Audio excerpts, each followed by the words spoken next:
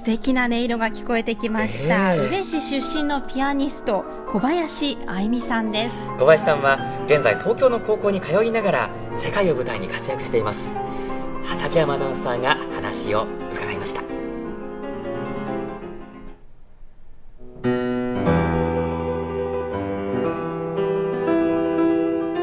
小林愛美さん17歳、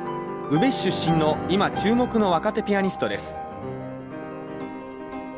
3歳からピアノを始め、幼い頃から数々のオーケストラと共演。12歳にして音楽の殿堂カーネギーホールでソロリサイタルも行います。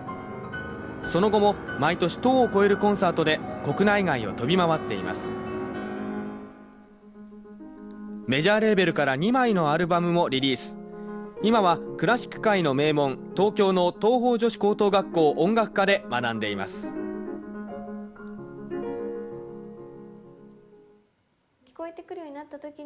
世界を舞台に活躍する愛美さん。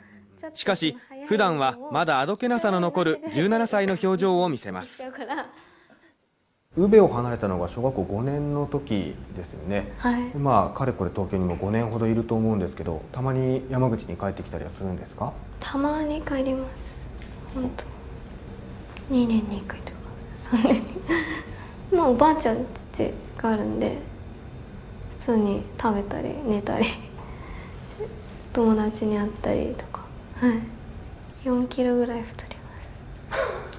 すすごい食べるんだ、おばあちゃん料理。食べろって言うからそれがコンサートになると一変します。九州交響楽団の定期演奏会。17歳とは思えない情熱的な演奏で聴衆を魅了します。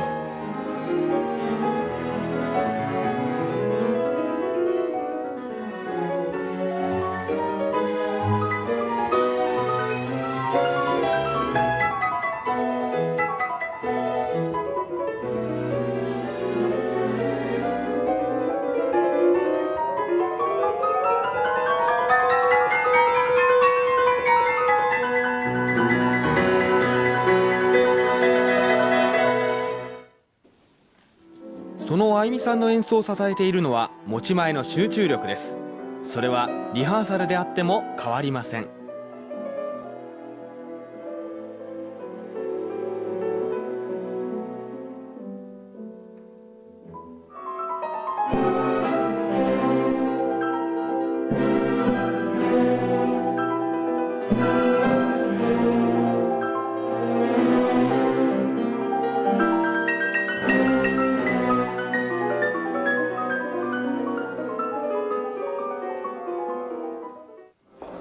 全力でリハーサルを行う愛美さん。その後することが。寝ます寝る。はい。じゃあおやすみなさい。やっぱ疲れちゃうから、ゲネプロで頭いっぱいになっちゃうから、その新鮮にして頭をすっきりさせて本番に臨むって感じ。やっぱでもね、あんま詰め込んで弾くと良くないと思いま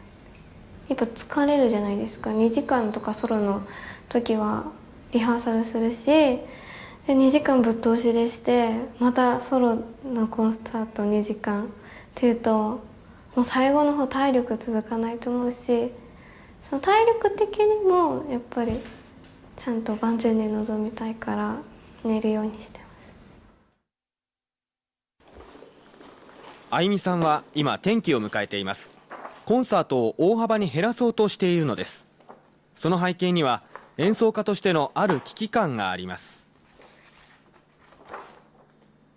でもコンサートばっかりやってるとダメなんで、やっぱり練習とかもできないし、やっぱレパートリー増やさないと。今の時期別にコンサートするよりもやっぱり勉強してないとダメな時期だと思うので、やっぱコンサートだと、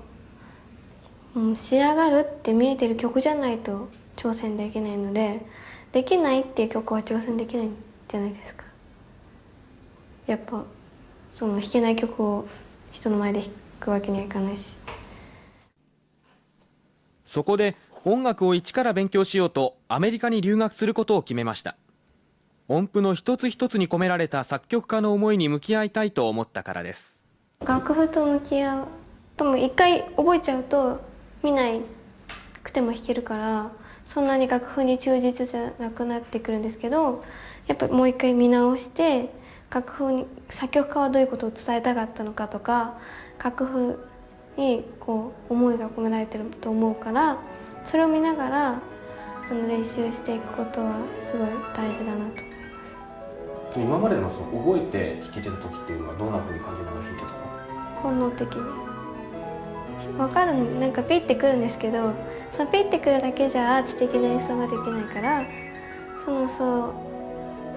う感じるものとその考える、感じて弾くのと考えて弾くのが組み合わさった音楽がすごいいい音楽になると思います。